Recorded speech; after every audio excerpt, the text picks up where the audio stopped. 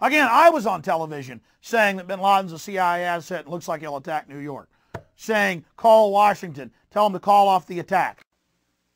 Hello, ladies and gentlemen. I'm so glad that you could join us today for this Wednesday, July 25th, 2001 broadcast.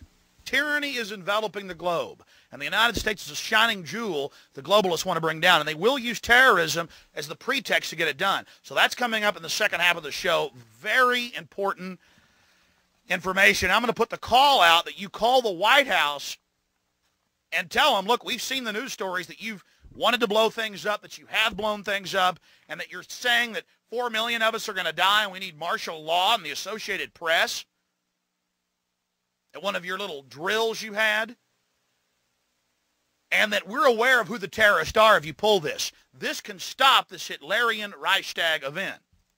I want to put the toll-free number up for Congress. And I won't want you to believe Alex Jones. I want you to go get these news stories off my website. I want you to call these major newspapers. I want you to find out these statements were true by the White House about preparing for martial law. And I want you to let them know that if there is any terrorism, we know who to blame.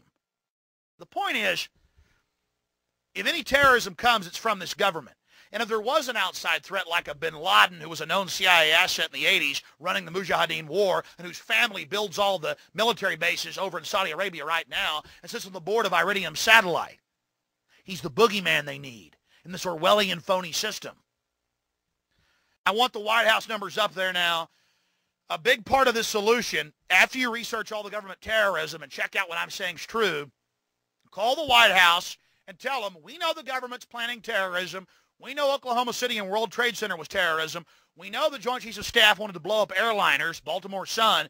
If you do it, we're going to blame you because we know who's up to it. Or if you let some terrorist group do it, like the World Trade Center, we know who to blame. And you could save the planet. I'm calling it Operation Expose the Government Terror.